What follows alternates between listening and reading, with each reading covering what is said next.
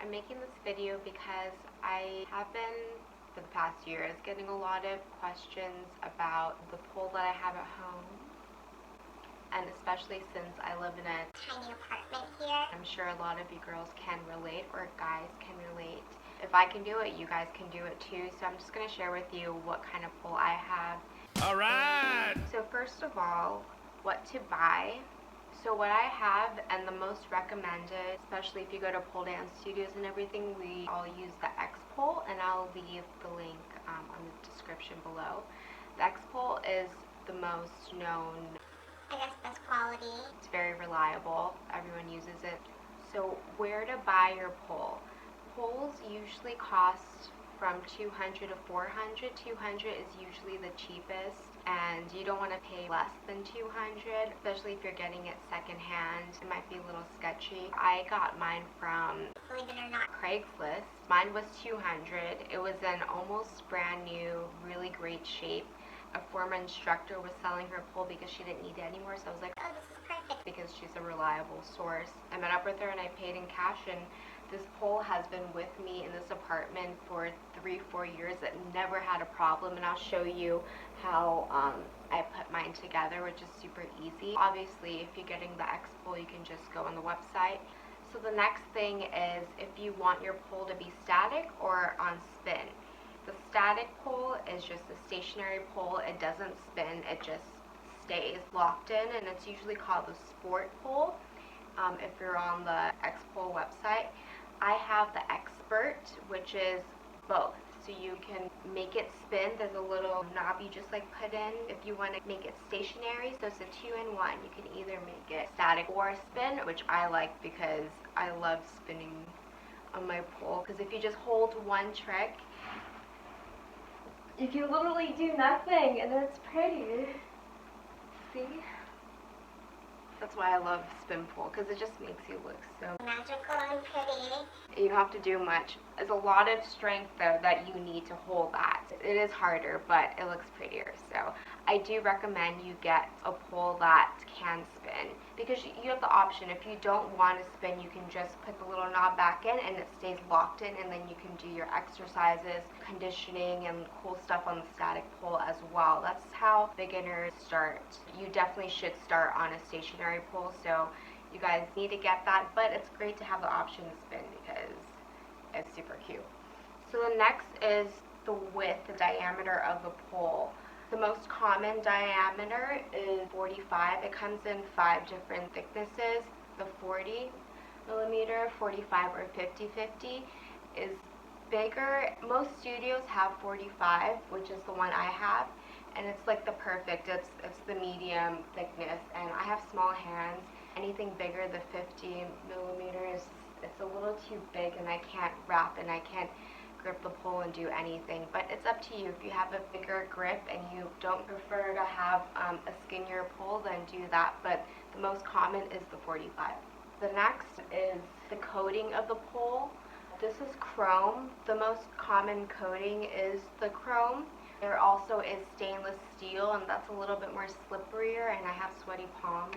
There's titanium, which is great too. I think it's a little more expensive. There's brass.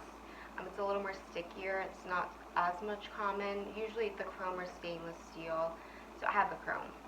So once you do get your pole, you have to make sure you have a good enough space to have your pole in. So I have a small apartment, but because I'm also short and compact too, it makes it a little bit easier. But you just want to make sure that you have enough room so that your legs, like if you were to completely go diagonal with your body horizontally, that it's not going to smack the walls or anything. So I just put mine right in the living room because, hey, why not, you know? I'm part of the decoration, so yeah, so I put it smack in the middle of my room because it's like the most space. And I do have popcorn ceiling and carpet, so I have all the features that you would think wouldn't have a pole be stabilized, but that is not the case, and I'll show you why. Here's how I did it.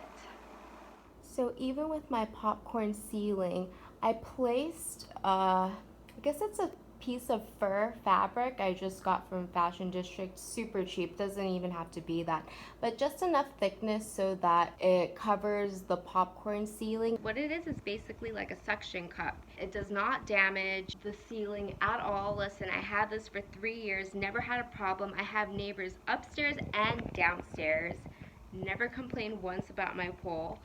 And I'm spinning like crazy on it, so that has never been a problem.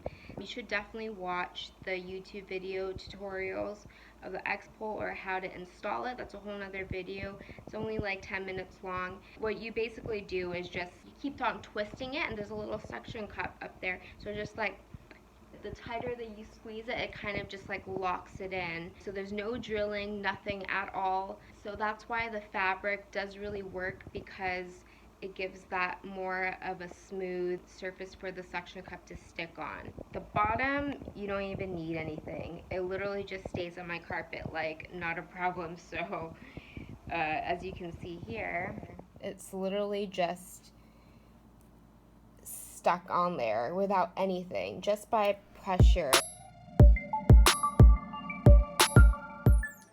Once you twist it in, just like tug on it and make sure that it's not like kind of pulling out. It should be fine. Like I said, I never had a problem, but yeah, you just have to be careful with that. And I know some of you are scared with videos that you've seen online with girls spinning and the pole just completely just comes off.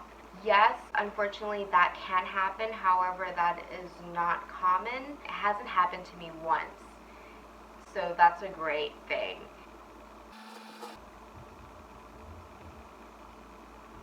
Honestly, I love having a pole in my place because I can just wake up, sip my coffee, and like while I'm walking to the bathroom, I just do a little spin, and then I just walk. It's just great. I don't know. I just love pole dancing a lot.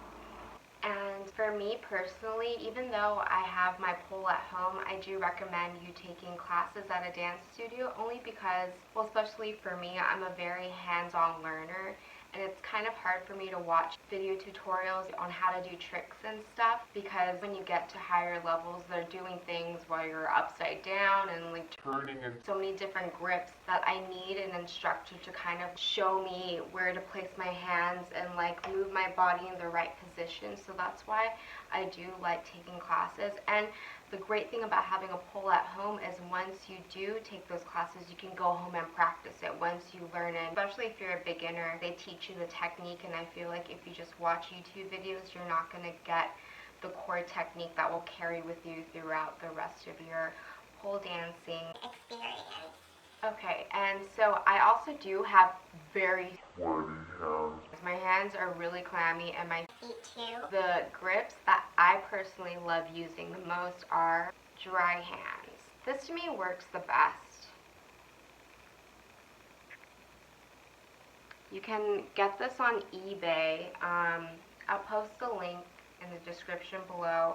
Yeah, I like these the most because it's basically like liquid chalk. Squirt just a little bit and I just rub it, and then it just makes my hands grippy enough and dry enough so that I can do all my tricks. This is my lifesaver. I cannot go to class or do anything without this. Another thing that you want to get is alcohol. You just basically put rubbing alcohol in a little bottle, and you get a little towel, you just spray it, and then that's how you clean your pole. You just rub it like that. Like a quickie to just dry your hands. Make sure you don't use lotion on your pole. Lotion is a big no-no, because then it's a disaster. Once you get a tiny bit of lotion, your pole is, you're just going to be slipping off of it. So no body oil or anything like that. It's going to take a hard time to get that off. And no rings either. It's just like, it scratches up your pole and it messes it up. Yeah, if you have any questions, just comment below and I'll answer every one of it for you. I'm sorry if I didn't cover everything. That's just the basics of what you really need to know. There's not so much, but hit me up, I'm here for you. Let me know what's up, what you need help with, any recommendations. If you have a link to a pole that you're trying to buy on Craigslist or something and you want to see if it's not sketchy, just send it over and I'll just check and make sure that it's a reliable source or it's a good pole. This is just the one that I use and what I really know. I'm not super knowledgeable with all the different kind of poles. If you just want to get what I have and the most common and reliable, everything that I said in this video is what you'd probably want to get. So yeah, thank you so much for watching. Just like and subscribe, and I love you. If you're watching this video and you're trying to get a pole, very smart move. Trust me, I don't go to the gym at all. I just pole dance. I take classes maybe once or twice a week, and that's pretty much how I get all my strength. Yo, I can do like 20 push-ups easily, and when I first started I couldn't do one. My arms were so weak. At my very first pole dance class, I was like, oh, I got this, I'm a dancer, like I'm super flexible and I can do all that kind of stuff. But no. The great thing about pole dancing is that everyone starts off at ground zero. Even though you think you're a great dancer, it's a whole different thing. It's mostly strength. Actually, girls who work out and lift weights, they actually have the advantage, not so much dancers, because dancers are very strong with our legs. We do a lot of, dancing is mostly about legs. We don't do like push-ups and stuff. So honestly, taking pole dancing classes or just pole dancing, having your pole at home and doing exercise is the best workout ever. Oh my god, it's your core, your arms, your back, yes, leg muscles too, everything. It works on your flexibility, and you wouldn't even notice just by dancing and having fun and just trying to get the tricks and like looking cute and sexy. You're already getting the exercise. Like, you're gonna come home feeling sore as hell. It's a pretty intense workout, but it's so fun that I don't even pay attention to the workout. I love dancing, so just doing this is like the best workout ever. I've never been to the gym in my life. It sounds crazy, but I really haven't. I'm not super fit like girls that go to the gym, but I'm in pretty good shape by doing that. So, and like show off when there's a pole somewhere, you just be like boop boop boop, show your friends, and like, yeah, cute. It's great. I don't know what I'm doing.